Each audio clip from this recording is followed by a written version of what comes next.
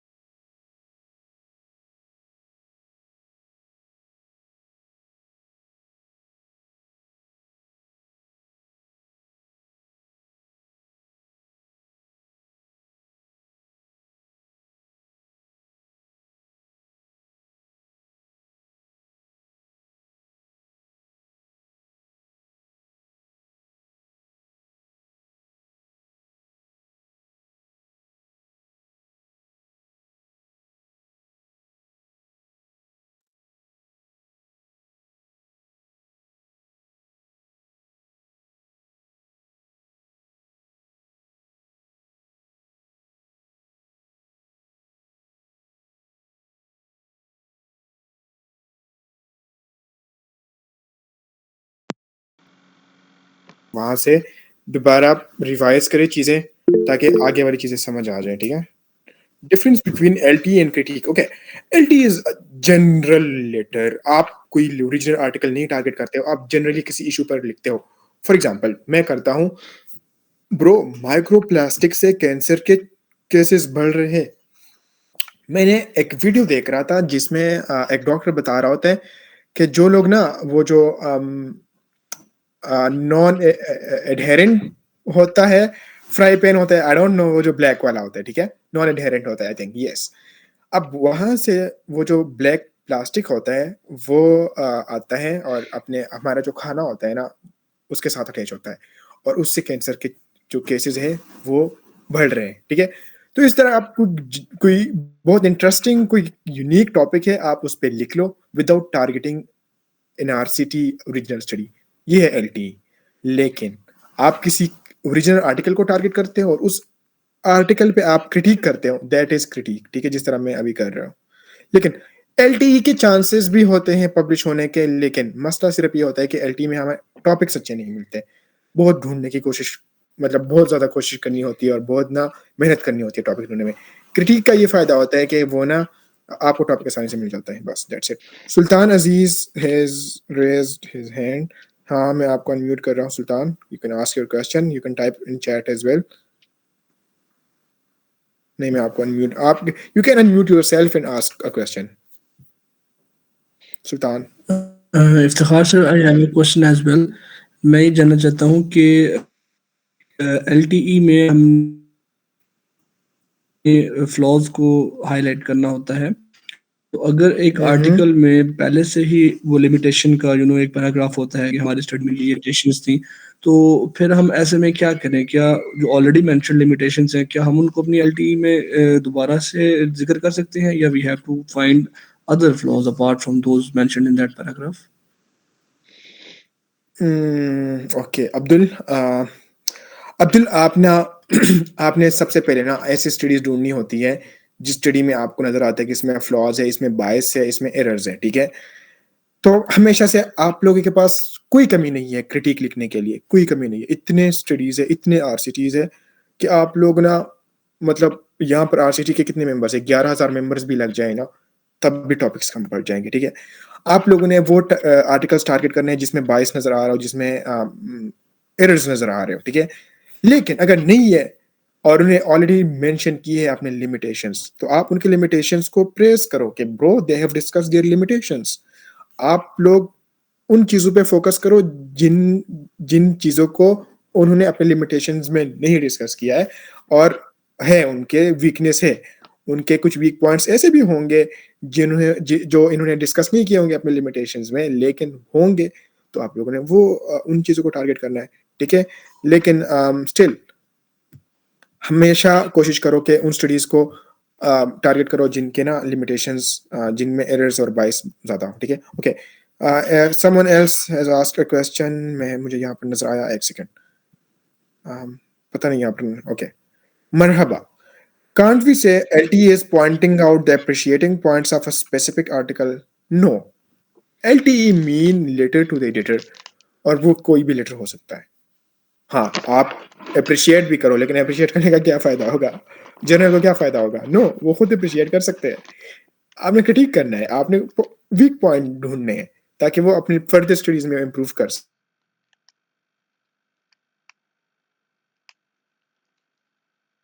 LTA होता है, एक क्रिटिक होता है, एडिटोरियल होता है एडिटर जो एडिटोरियल बोर्ड में कोई बंदा हो किसी जर्नल के और वो खुद लिखे किसी चीज़ पर, तो उसको एडिटोरियल कहते हैं। एलटीई होता है कि आप एक लेटर लिखो लेकिन वो जनरल हो, किसी स्टडी को आप नहीं टारगेट कर रहे हो, ठीक है? जनरली किसी इश्यू पे आप टारगेट कर रहे हो। जिस तरह मेरा एक एलटीई पब्लिश है, बल्कि मेरे कोई 4-5 एलटीईज़ पब्लिश्ड है। एक है cancer not a disease of old age anymore, बस मैंने कैंसर को टारगेट किया है कि वो सिर्फ ओल्ड एज में नहीं, वो अब यंग लोगों में भी ज़्यादा बढ़ रहा है, प्रेवलेंस बढ़ रहा है। या मैंने एक और एलटी मेरा पब्लिश है कि अननेसेसरी ब्लड ट्रांसफ्यूजन पाकिस्तान में बहुत ज़्यादा है। अब it's not a specific article that I am targeting, it's just a general issue that I am raising points about, ठीक है? इस तरह एलटी ये होता है। लेकिन क्रिटिक आप जिस जिस तरह मैं आप लोग को ये पढ़ा रहा हूँ अभी, ये क्रिटिक है क्योंकि मैं इसमें इस स्टडी को मैं टारगेट कर रहा हूँ, इस स्टडी पे मैं लिख रहा हूँ, ठीक है? अच्छा, अब मैंने टॉपिक सिलेक्शन से लेकर स्ट्रक्चर तक बता दिया सारा आप लोगों को। अब आता है हमारे गुरु का रोल, और हमारा गुरु कौन है रिसर्च में? ChatGPT. अब doctor Shariq as a genius guy, ठीक है, एंड डॉक्टर शारिक को मैं जितना मैं प्रेज करूँ उतना कम है, क्योंकि डॉक्टर शारिक ने ना को उन्होंने लिया है, उनको पता होगा मोस्टली, बेहतरीन बंदा है वो, और उन्होंने मुझे बहुत मोटिवेट किया है काफ़ी चीज़ों में, ठीक है। तो अब डॉक्टर शारिक से ना मेरी पर्सनली अक्सर बात होती है, मैसेंजर पे वो ज़्यादा अवेलेबल होते हैं, व्हाट्सएप पे इतने नहीं अवेलेबल होते हैं, ठीक है। तो डॉक्टर शारिक से मैंने एक दिन पूछा, डॉक्टर शारिक चैट जीपीटी का क्या सीन है? आप, मैं बहुत पर्सनली आपसे पूछ रहा हूँ जो आपने किसी को नहीं बताया हो उसमें वर्कशॉप में। तो डॉक्टर शारिक ने मुझे कहा, ब्रो एलटी जो चैट जीपीटी है आप इसको यूज कर भी सकते हो, रिसर्च में नहीं भी यूज कर सकते हो। मैंने कहा कैसे? कहते हैं कुछ कुछ चीजें हैं जिनमें आप यूज कर सकते हो, लेकिन ह्यूमन इनपुट चाहिए, कुछ चीजें यहाँ पर नहीं यूज कर सकते हो, ठीक है। तो जो लोग पॉइंट्स जो कंसर्न करते हैं कि लाइक चैट जीपीटी यूज कर रहे उसमें रिसर्च में, तो ब्रो किसने रोका है? एआई है, हमारे हेल्प के लिए है, करो यूज, लेकिन एंटायरली नहीं, ह्यूमन इनपुट चाहिए। किस तरह, मैं आप लोगों को बताता हूँ। हमजा ने पॉइंट रेज हाथ रेज किया है। हमजा, आप अनम्यूट करके पूछ सकते हैं क्वेश्चन। जी, जी, आप कैरी ऑन करें। मुझे बस ये क्वेश्चन करना था ना कि एक जर्नल में हम क्रिटिक कर रहे हैं ना, एक एडिटर के खिलाफ हम यस, क्रिटिक कर रहे हैं, तो उस क्रिटिक के लिए उसी जर्नल में फिर हमें जो लेटर टू एडिटर है वो पब्लिश करना होगा, यस, या किस इस जर्नल में उसी हम कर जर्नल सकते में, हैं? उसी जर्नल में, ये मैं आपको बताता हूँ आगे ना, आगे आ रहा है ये जी। हमारा, ठीक है, मैं आपको बताता हूँ, ठीक है। ओके, अब आते हैं उस पर, कहाँ पर आते हैं,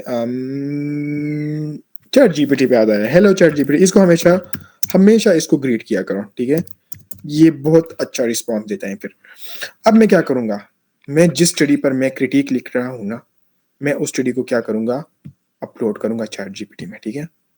फॉर एग्जाम्पल, मेरा कोई ओरिजिनल आर्टिकल है, आरसीटी है, ठीक है, मुशी एट ऑल पे मैं लिख रहा हूँ क्रिटिक, ठीक है।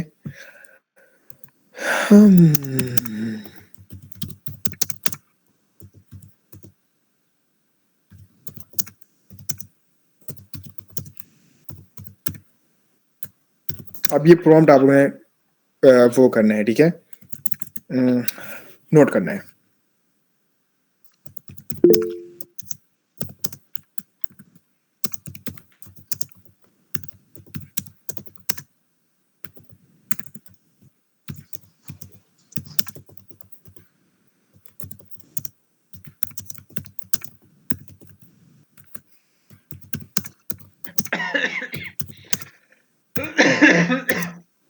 सर इफ्तिखार, आपने शायद स्क्रीन शेयर नहीं की हुई।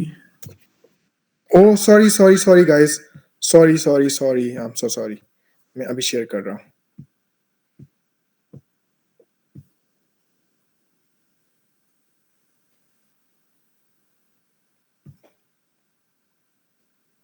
Okay, it should be okay now, अब नजर आ रहा है?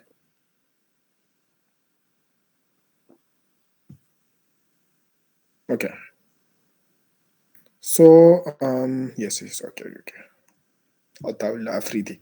ओके, मैंने चैट जीपीटी को मैंने ग्रीट किया। अब मैं चैट जीपीटी में मैंने स्टडी अपलोड की है, मुशी एट ऑल, इस पे मैं क्रिटिक लिख रहा हूँ, आरसीटी है। अब प्रॉम्प्ट आप लोगों ने नोट करना है, ठीक है, नॉट नेसेसरली कि यही आप लोगों ने कॉपी पेस्ट करना है, लेकिन इससे रिलेटेड।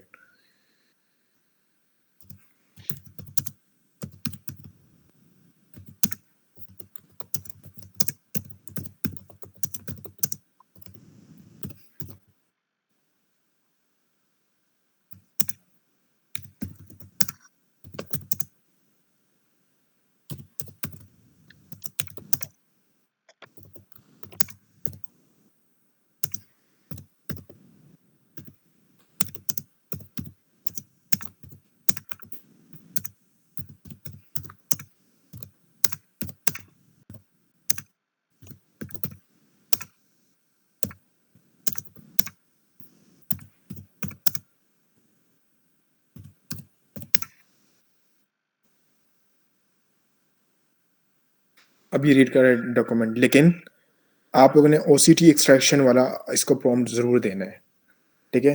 अब आते हैं, high toxicity rates and safety concern, neurotoxicity, implication, short progression free survival and durability issues. सारे के सारे जितनी भी लिमिटेशंस है ना, चैट जीपीटी मुझे बता रहा है, एक एक मुझे बता रहा है, ठीक है, एक एक मुझे बता रहा है। अब क्या करूंगा मैं उसी अपने जो जो मेरा आरसीटी है, उसी आरसीटी पे मैं पबमेड पे मैं सर्च करूंगा और रिलेटेड बाकी आरसीटीज ढूंढूंगा, ठीक है। और चैट जीपीटी ने जो जो पॉइंट्स मुझे बताए हैं, ठीक है, एक एक point, single arm face 2 design है, ठीक है, सिलेक्शन बायस है, ठीक है, bridging therapy impact 88% of patient received bridging therapy but only 4% responded. It's a big limitation. आप लोग इस पे इतना अच्छा लिख सकते हो, ठीक है। तो मैंने क्या करना है, मैंने इन्हीं पॉइंट्स को मैंने नोट डाउन करना है। आप लोगों ने मैनुअली भी रीड करना है, not dependent entire on chat GPT. आप लोगों ने मैनुअली पहले रीड करना है मेथड्स और रिजल्ट्स, फिर चैट जीपीटी में आप लोगों ने वो करना है और चैट जीपीटी से आप लोगों ने वो निकलने हैं, ठीक है। अब सारे के सारे पॉइंट्स और लॉन्गर फॉलोअप, कितने टाइम के लिए फॉलोअप है, additional data on long term survival and resistance mechanisms are needed to determine. अब मेरी जो स्टडी है, जो मैंने यहाँ पर अपलोड की है, जिसपे मैंने क्रिटिक लिखना है, उसका फॉलोअप क्या है, ये बता रहे कि ज्यादा चाहिए था, लॉन्गर फॉलोअप चाहिए था। तो मैं क्या करूंगा, मैं सीधा नहीं कमेंट कर सकता कि ब्रो मूशी ब्रो, आपका लॉन्गर फॉलोअप चाहिए था आपकी स्टडी में। मैं क्या करूंगा, मैं कोई और स्टडी ढूंढूंगा। फॉर एग्जाम्पल, ये सेम स्टडी है इसी टॉपिक पर, इसी पाइको पर सेम स्टडी है, किसकी, गिस्लर एटॉल की स्टडी है। गिस्लर एटॉल का फॉलोअप ज्यादा है, तो मैं क्या करूंगा, मैं मुशी पे पॉइंट रेस करूंगा, मैं उस पर उंगली उठाऊंगा, मुशी ब्रदर आपका फॉलोअप 3 महीने का है, लेकिन चाहिए था कि आप 6 महीने 6 मंथ्स का कर लेते, जिस तरह गीसर एटॉल ने किया है, ठीक है। इस तरह ओके। बाकी overall survival data immature. The median OS reported is 19.4 months, but the data were censored for 66% of patients, making long-term benefit uncertain. Oh yes, आपको चाहिए था आप 100% पेशेंट का कर लेते हैं, आप सिर्फ 66% पेशेंट्स का क्यों कर रहे हो 19.4 मंथ्स के बाद, ठीक है। मैं इसको रेस करूंगा, किसी और स्टडी के साथ कंपेयर करूंगा, ठीक है। सारे के सारे जितनी भी चीजें हैं, ठीक है, मैंने किसी और स्टडी के साथ क्या करनी है, कंपेयर करनी है। इसमें कोई है, इसमें कोई मसला है, वो मैं उस पर देखूंगा कोई और स्टडी और उसके साथ कंपेयर करूंगा कि वो वाली स्टडी अच्छी है, आपका ये पॉइंट बुरा है, इसीलिए आपको ये करना चाहिए था। इस तरह मैंने कोई 4-5 मैंने आर्गुमेंट 4-5 स्टडीज के साथ मैंने कंपेयर करके मैंने आर्गुमेंट बिल्ड करना है। मेरा आर्गुमेंट बिल्ड हो गया, कौन से पैराग्राफ में, सेकंड पैराग्राफ में, जिसमें मैंने आर्गुमेंट्स बिल्ड किए हैं। डॉक्टर नायाब ने आर्गुमेंट्स बिल्ड किए हैं यहाँ पर, यहाँ यहाँ यहाँ। Okay done. अब क्या करना है, आपका इंट्रो तैयार है, आपका आर्गुमेंट तैयार है, जहां पर आपने सॉरी, अब इन दोनों को कॉपी करके चैट जीपीटी में डालना है। चैट जीपीटी प्लीज मेरा इसको कंक्लूड करो, कंक्लूजन दे दो। कंक्लूजन भी वो आपको दे देगा, लेकिन उसमें ना अक्सर वो एआई फ्रेजेस यूज करता है, आपने एआई फ्रेजेस रिमूव करने हैं, आपने वो खुद टाइप करना है। दैट्स इट, आपका आपका क्रिटिक खत्म हो गया, आपका क्रिटिक। अब क्या करना है, आपका क्रिटिक रेडी हो गया। कहाँ है ये, अब ये स्टडी कौन सी जर्नल में पब्लिश है,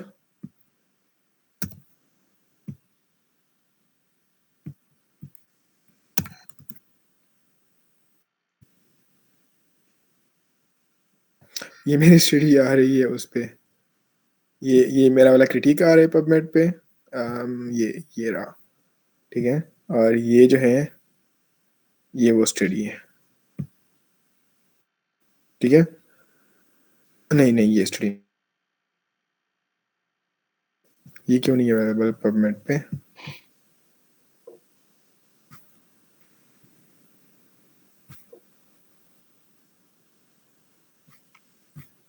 है वियर्ड। आई थिंक मैं वो सही नहीं कर रहा हूँ, एक सेकेंड। मैंने कहाँ से स्टडी निकाली थी, यहाँ सीधा यहाँ पर जाते हैं ना, इस जर्नल पे, इस जर्नल में थी मेरी स्टडी।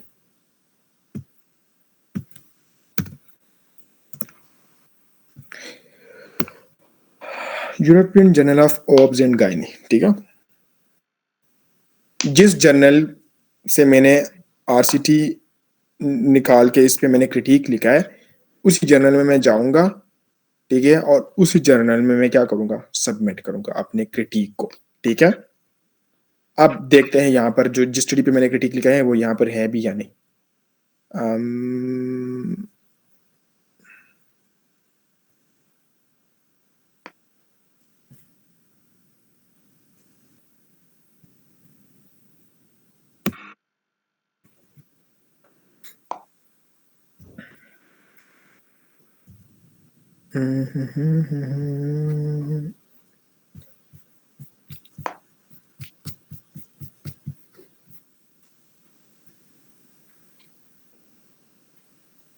ये कहाँ तक आ गया मैं?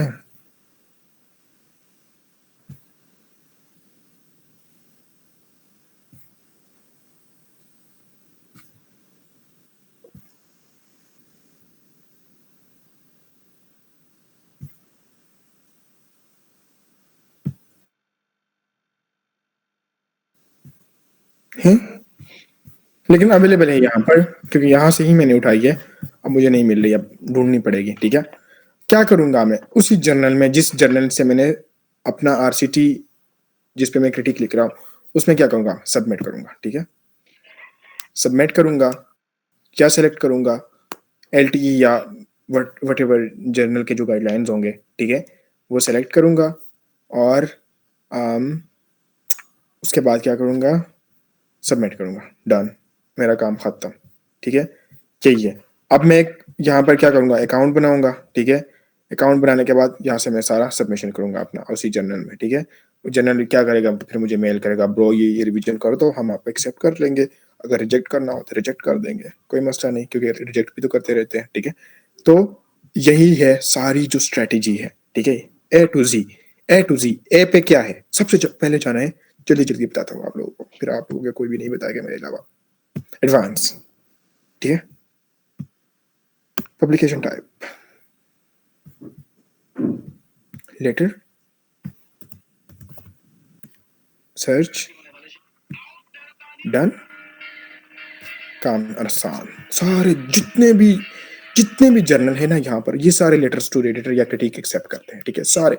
एक जर्नल यहाँ से उठाना है, लैंडसेट 2023, लैंडसेट उठाया, लेकिन लैंडसेट वाला कोई आपको आपकी क्रिटिक को नहीं एक्सेप्ट करेंगे, मुझे पता है। कर भी सकते हैं, वैसे क्यों नहीं कर सकेंगे, लेकिन बहुत बड़ा जर्नल है, तो हम बस अपना दिल को बहलाने के लिए करते हैं।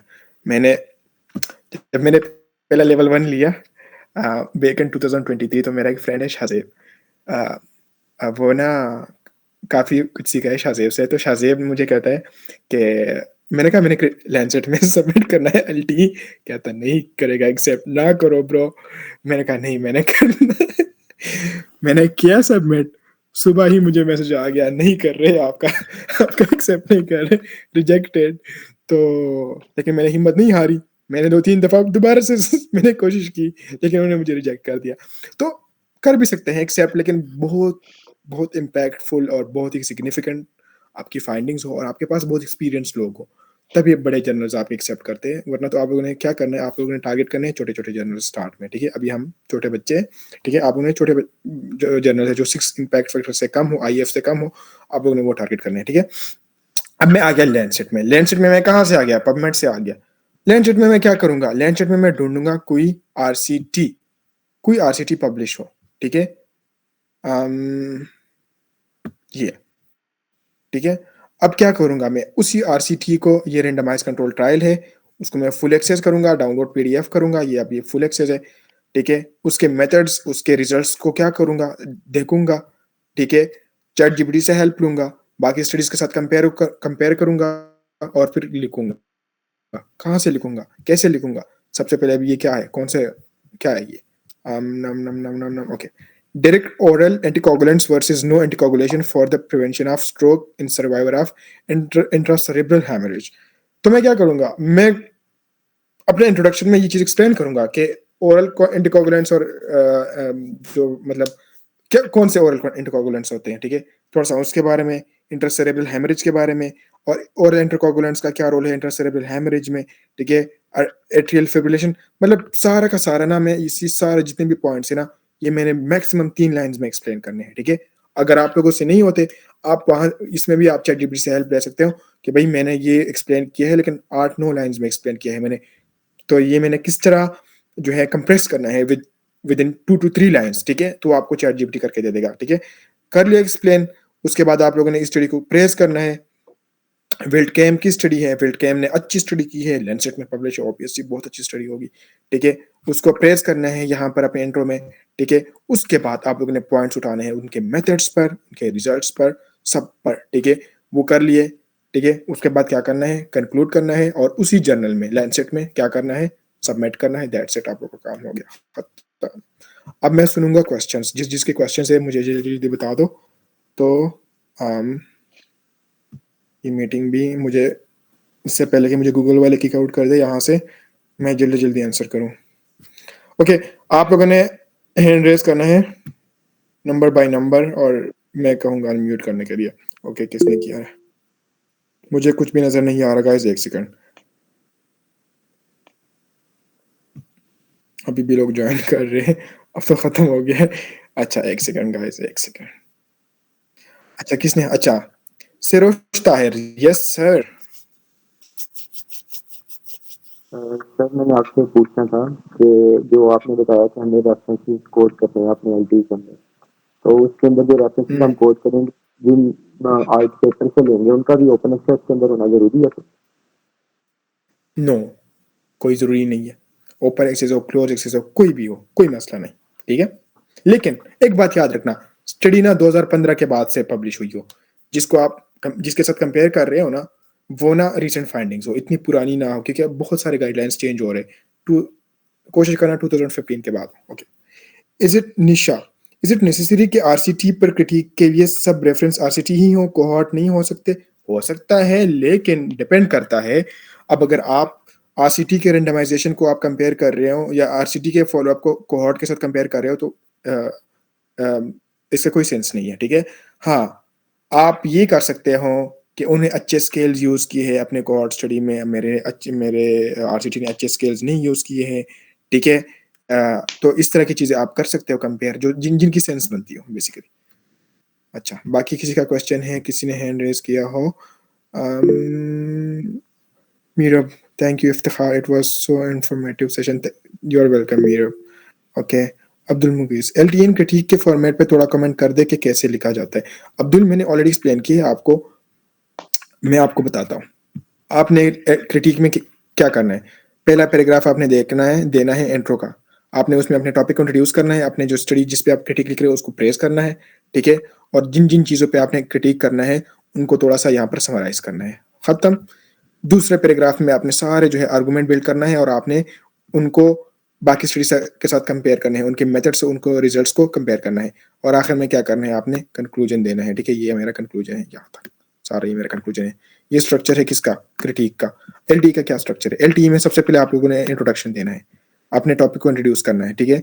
उसके बाद सेकंड पैराग्राफ, उसमें न्यू फाइंडिंग्स है, कोई आर्गूमेंट वाला सीन नहीं है वहां पर, न्यू फाइंडिंग्स है, बायोस्टेट्स, एपिडेमियोलॉजी, ठीक है, प्रेवलेंस, इंसिडेंस, ये सारी चीजें आप, फॉर एग्जांपल आप किस पे लिख रहे हो, आप एंडोमेट्रियोसिस एसोसिएटेड पेन पे लिख रहे हो, तो आपने अपने सेकंड जो पैराग्राफ है आपने उसमें न्यू ऐसा क्या आया है कि आपको जरूरत पड़ी एलटी लिखने की, तो वो आप लोगों ने वो जस्टिफाई करना है अपने सेकंड पैराग्राफ में कि ब्रो एंडोमेट्रियोसिस एसोसिएटेड पेन के लिए एक न्यू ट्रीटमेंट आई है, ठीक है।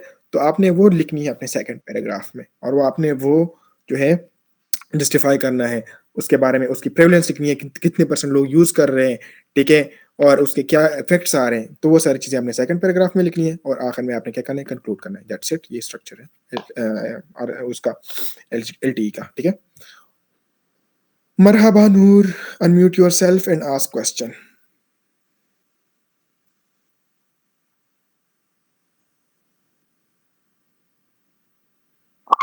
Example, I wanted to ask that can you give me an example of topic selection for LTE like right now?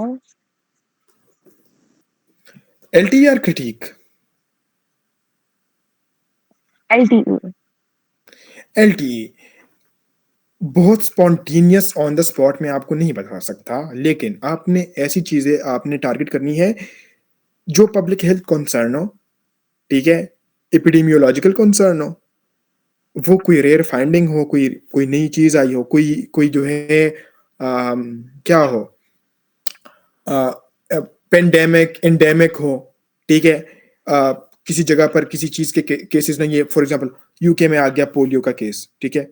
सीधा उस पे लिखो एलटी लिखो, ठीक है? या कोई न्यू ड्रग अप्रूव हुआ है उसका एफडीए का, किसी ट्रीटमेंट के लिए अच्छा है, फौरन उस पे लिखो। किसी डिजीज के जो है इंसिडेंस प्रेवलेंस किसी स्पेसिफिक एरिया में बहुत तेजी के साथ बढ़ रहा है, जिस तरह केपीके से अगर कोई है तो वो उनको शायद पता होगा कि मलाकन डिवीजन में कैंसर के बहुत ज़्यादा केसेस बढ़ रहे हैं आजकल, बहुत ज़्यादा, ठीक है? अब अगर कोई भी इस पे लिखे, ठीक है? आई डोंट थिंक सो कि इस पे किसी ने लिखा होगा। मैं आप लोगों को टॉपिक दे रहा हूँ, इसमें कोई भी लिख लो, ठीक है? मैं रिव्यू कर लूँगा कि मलाकन डिवीजन में पहाड़ी इलाका है, एलटीई पे इस पे लिख सकते हो कि यहाँ पर क्यों बढ़ रहे हैं कैंसर के केसेस, और जो कार्डियोवैस्कुलर डिसीज है और कैंसर, इसके केसेस क्यों बढ़ रहे हैं, ठीक है? इसमें आप लोगों ने अपने जो है कंसर्न आपने लोगों ने रेज करने हैं। इसमें आप लोग बहुत बहुत अच्छे अच्छे पॉइंट्स रेज कर सकते हो। इसमें आप लोग पॉइंट रेज कर सकते हो कि ये जो इलाके हैं पहाड़ी इलाके हैं, पहले लोग मेहनत करते थे, पहाड़ों पे घूमते थे, हाइकिंग करते थे, अब लोग कुछ नहीं करते, तो बस वो फिजिकल एक्टिविटीज खत्म हो गई है। इसके अलावा यहाँ पर जो है मलाकन डिवीजन में हर किसी के पास नॉन कस्टम पेड गाड़ी है, ठीक है? नॉन कस्टम एनसीपी गाड़ियों पे घूमता है, कोई वर्कशॉप एक्सरसाइज कुछ भी नहीं है, ठीक है? यहाँ पर ये भी मसला है, ये भी एक पॉइंट है। इस तरह आप लोगों ने पॉइंट्स रेज करने हैं और आप लोगों ने ना इस पे करना है, ठीक है? अब मैं ऑन द स्पॉट तो मैंने सर आप मुझे लोगों को कोई बता न्यू दिया टॉपिक मरहबा। हम्म, जी thank you sir. Yes Marhaba. फिर अगर कोई हमें न्यू टॉपिक मिलता है तो from where can we do the literature review, like where can we get more specific data PubMed for particular topic? PubMed PubMed Okay. PubMed पे ही आता है सब कुछ आपके पास, हर चीज पबमेड पे तो आती है। आप अपने टॉपिक के रिलेटेड आप लोगों ने देखना है, ढूंढना है, ठीक है? पबमेड पे हर चीज अवेलेबल है, वहां से आप लोगों ने लिटरेचर रिव्यू जो है वो करना है, ठीक है? Okay, next question please guys. अच्छा Fiza, what is benefits of critique in CV? Publication है आपका, एक पब्लिकेशन है, आपकी पब्लिकेशन हो तो सीवी आपकी स्ट्रांग ही होगी ना। Okay, how to add citation? It's so easy. मैक बतूल मैक बतूल मैं आपको बताता हूँ। ये फॉर एग्जांपल ये स्टडी है, इसको मैंने साइट करना है। कैसे मैंने साइट करना है? इसका आया साइट, पबमेड से करो site, oh sorry, site copy, जहां पर करना है वहां पर पेस्ट कर दो, परफेक्ट। अगर कोई जर्नल आपको कहता है कि नहीं मुझे एक स्पेसिफिक पैटर्न में चाहिए, क्या करो? स्क्रिबर पे जाओ,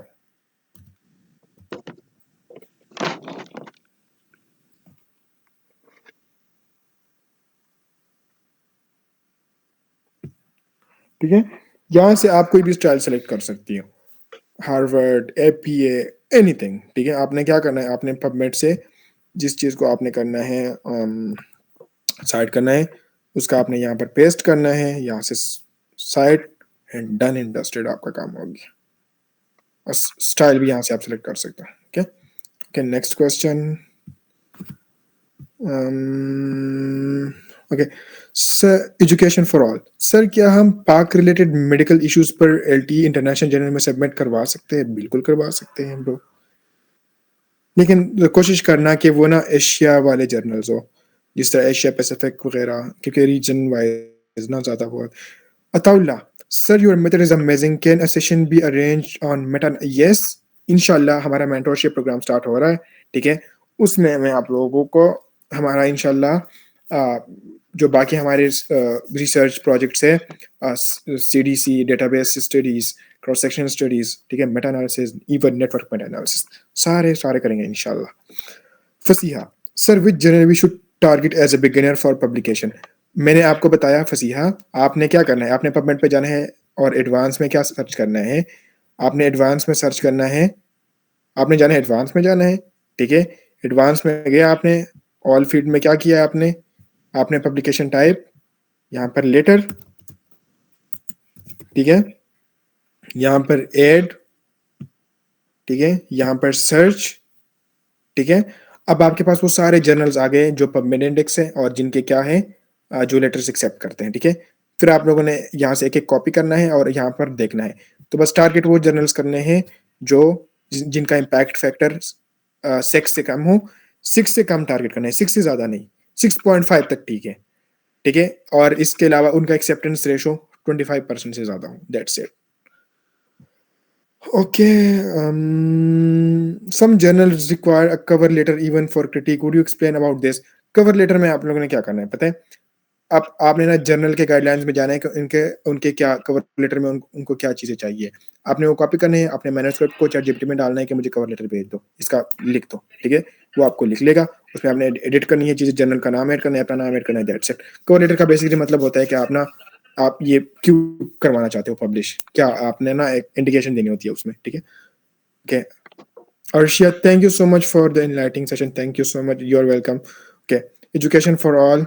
सर क्या हम इंटरनेशनल जर्नल में, हाँ यस हम कर सकते हैं। Okay, Noor, sir can you explain the article publication charge related to open access. Noor, असल में ना कुछ जर्नल्स होते हैं जो ओपन एक्सेस होते हैं, ठीक है। ओपन एक्सेस मतलब कि जब आप उसमें सबमिट करते हो ना कोई आर्टिकल, तो वो आपसे पैसे लेता है, ठीक है। सबमिशन के पैसे लेते हैं, कितने पैसे लेता है? $2,000, $3,000, $4,000, मतलब पाकिस्तानी ऑलमोस्ट 10 लाख रुपए, ठीक है। आपका जो आर्टिकल होता है वो पब्लिश हो जाता है।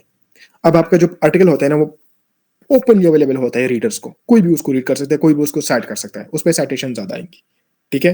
ये होगी ओपन एक्सेस, ठीक है। और ओपन एक्सेस में जो पैसे लगते हैं उसको क्या कहते हैं? एपीसी, आर्टिकल पब्लिकेशन या प्रोसेसिंग चार्जेस, ठीक है। एक होता है जर्नल जो होता है क्लोज एक्सेस। क्लोज एक्सेस का मतलब होता है कि मैं ऑथर हूं, मैं जर्नल को कोई भी रुपए नहीं दूंगा, एक सिंगल रुपये नहीं, वो मेरा फ्री में करेगा, पब्लिश हो गया पब्लिश, लेकिन वो क्लोज होगा। मेरा जो मैन्युस्क्रिप्ट है वो क्लोज होगा, ठीक है। उसको कोई रीडर रीड नहीं कर सकेगा, उसको रीडर को क्या हो, पैसे देने होंगे मेरे आर्टिकल को रीड करने के लिए, तो उस पर क्या आएंगे, साइटेशंस कमाएंगे, दैट्स इट। ओके, किसी और का कोई क्वेश्चन हो तो kindly ask. How to find out fast responding.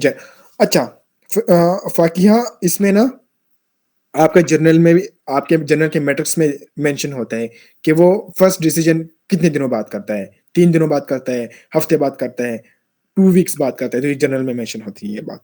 अच्छा, शाह मोहम्मद, एक रिक्वेस्ट है, क्या आप एलटी पे इसी तरह का कोई सेशन कर सकते हैं? मैंने किया हुआ है शाह मोहम्मद, और मैं इंशाल्लाह दोबारा कोशिश करूंगा, मुझे कोई टाइम मिला मैं करूंगा इंशाल्लाह जरूर। Alishba, can you please share the prompts once again. Okay, मैं ना कॉपी करके मैं आपको उसमें भी देता हूँ, आपको ग्रुप में देता हूँ, ठीक है। ये है, मैं आपको भेजता हूँ ग्रुप में, मैं ग्रुप में भेज दूंगा, ठीक है। मैंने कॉपी कर लिया, मैं ग्रुप में भेज दूंगा आपको, ठीक है। ओके, बल्कि मैं यहाँ पर भी भेजता हूँ, चैट से कॉपी कर लो गाइस, क्या याद रखोगे, क्या मसला है। ओके, यहाँ से कॉपी कर।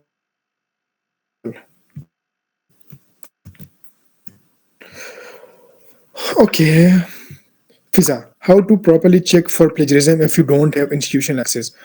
क्विलबोर्ड, क्विलबोर्ड पे मुझे ट्रस्ट है। लोग कहते हैं नहीं क्विलबोर्ड नहीं सही रिजल्ट देता है, लेकिन हमेशा मुझे सही रिजल्ट चाहिए। जो टर्नेटिव देता है वो मुझे क्विलबोर्ड भी देता है। मैं आपको लिंक देता हूँ चैट में ही।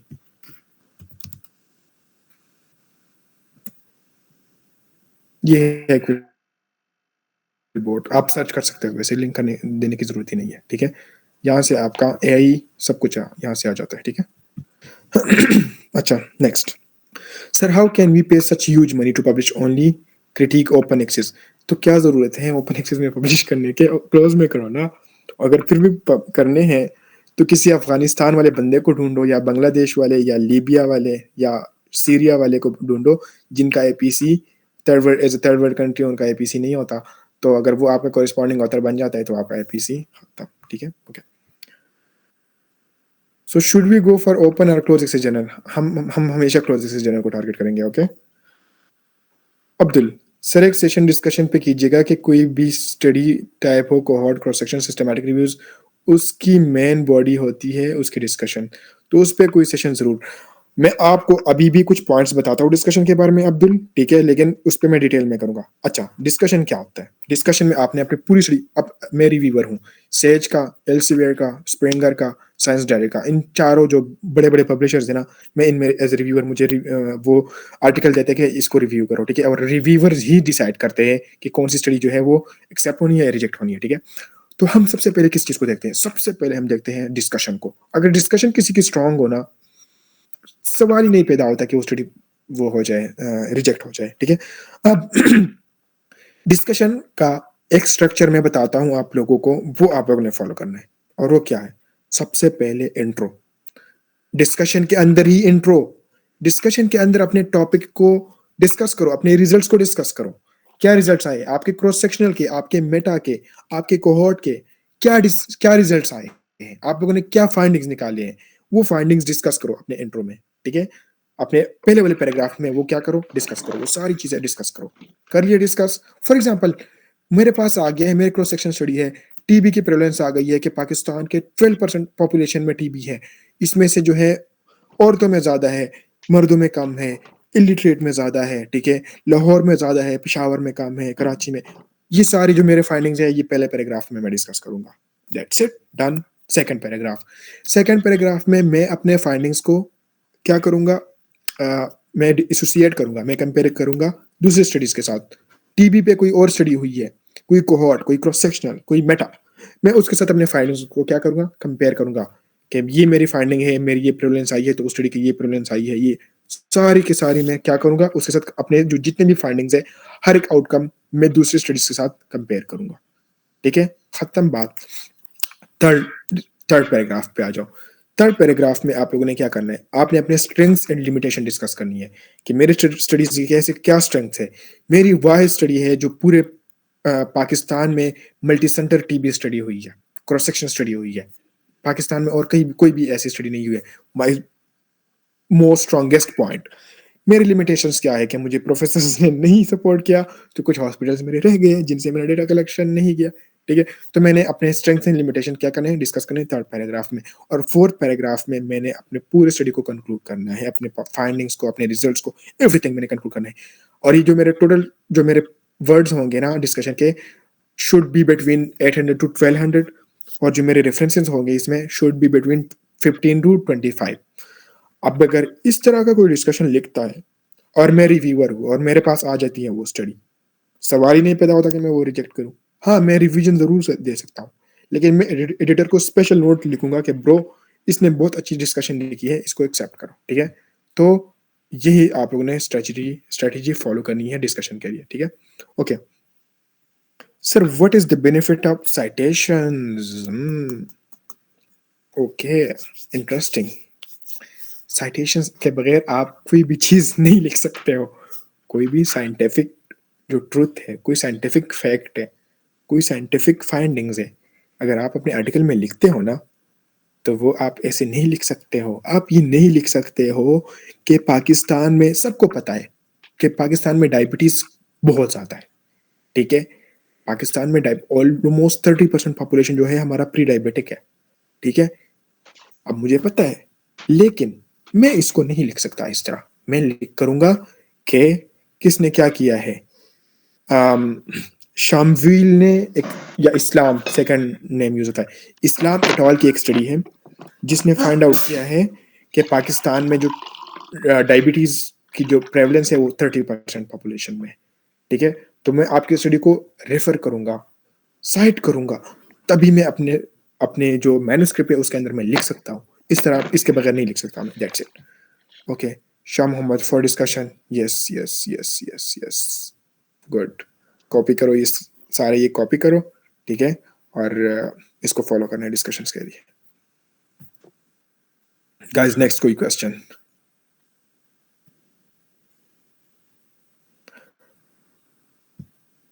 इंटरनेशनल जर्नल्स में मैंने सुना है कि पाकिस्तानी क्रॉस सेक्शन डेटा को एक्सेप्ट नहीं करते, कि इतना रिलायबल नहीं है।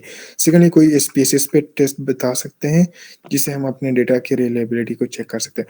अच्छा अब्दुल, मुझे ना ये बात गलत है कि cross section, Pakistani cross section नहीं एक्सेप्ट होती है, लेकिन रीजनल स्टडी हो, पूरे पाकिस्तान की स्टडी हो, ठीक है, आप अगर स्टडी कर रहे हो कि रावलपिंडी मेडिकल यूनिवर्सिटी में ये स्टडी हुई है और आप एक्सेप्ट वो करते हो मतलब क्या आप एक्सपेक्ट करते हो, आपके एक्सपेक्टेशंस हो कि बीएमसी में या किसी अच्छे इंटरनेशनल जर्नल में वो पब्लिश हो जाएगी, हो भी सकती है लेकिन बहुत रेयर है। आपकी स्टडी हो कि आप पूरे पंजाब को इन्वॉल्व कर रहे हो, आप केपी को इन्वॉल्व कर रहे हो, सिंध बलूचिस्तान को इन्वॉल्व कर रहे हो, रीजनल वाइज स्टडीज करो। कभी भी एक इंस्टीट्यूट या किसी शहर को ना टारगेट किया करो क्रॉस सेक्शन स्टडी में। वो पाकिस्तानी जर्नल में एक्सेप्ट होगी, वो पूरे इंटरनेशनल जर्नल में नहीं एक्सेप्ट होगी, ठीक है। तो आपने ना रीजनल स्टडीज करनी है क्रॉस सेक्शन, ठीक है। दूसरी बात, एसपीएसएस का मुझे इतना ज्यादा वो नहीं है, एक्सपीरियंस नहीं है एसपीएसएस का। मैं जो एनालिसिस करता हूँ रिवमेन एंड आर, ठीक है, एसपीएसएस पे मैंने किए हैं एनालिसिस, लेकिन यहाँ पर मैं आपको गाइड नहीं कर सकता, मैं आपको मिस गाइड नहीं करना चाहता, ठीक है।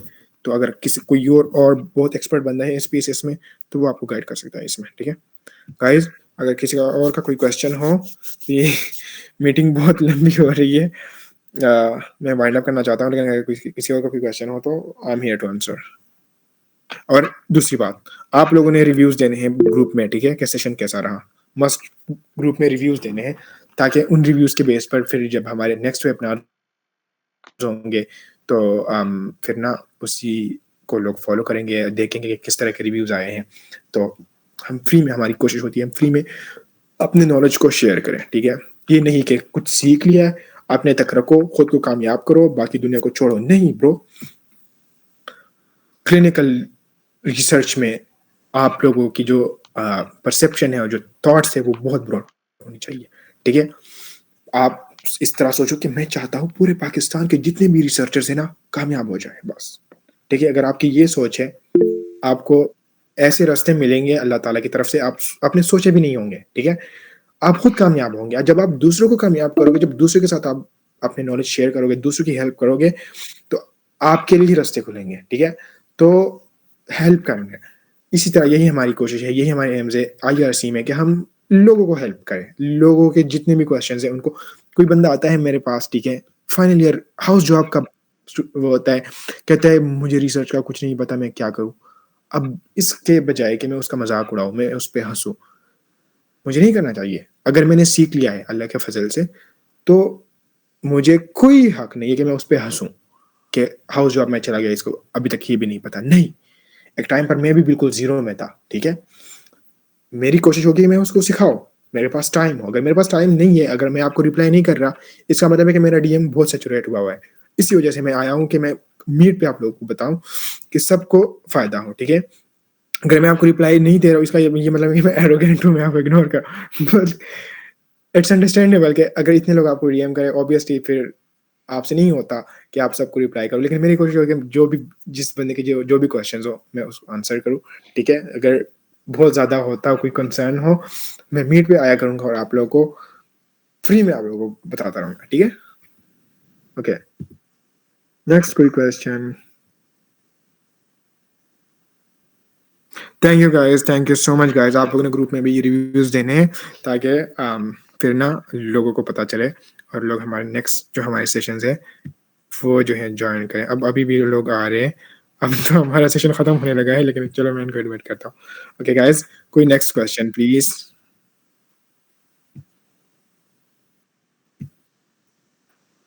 You are welcome, you are welcome guys, you are welcome guys. बस सीख लो, ठीक है, और एक दूसरे की हेल्प करो। अब ना क्या करना है, जाके ना जो मैंने स्ट्रैटेजी बताई है ना, उसी स्ट्रैटेजी को फॉलो करना है, टॉपिक्स ढूंढने हैं और लोग उठाने हैं IRC से कि ब्रो मेरे पास टॉपिक है, आ जाओ चलो चलो क्रिटिक लिखते हैं, ठीक है। ग्रुप बनाओ, 2-3 लोगों का ग्रुप बनाओ, 4 लोगों का ग्रुप बनाओ, ठीक है। जल्दी जल्दी लिखो क्रिटिक, ठीक है, फिर मुझे भेज दो, ग्रुप में टैग करो या मुझे भेज दो कि इसको रिव्यू करो। मैं अपना टाइम निकाल के अपने आप लोगों का वो रिव्यू करूंगा, आप लोगों को सजेशन दूंगा, आप लोगों ने फिर वो सबमिट करना है, इंशाल्लाह हो जाएगा पब्लिश। मेरा नाम ऐड करने की कोई जरूरत नहीं है, अपने बस काम निकालो। ओके गाइस, चलो अगर किसी और का कोई क्वेश्चन नहीं है तो हम ना इसको वाइंड अप करते हैं, ठीक है। बस मेरी चार्जिंग भी थोड़ी कम है, लेकिन इतनी नहीं कम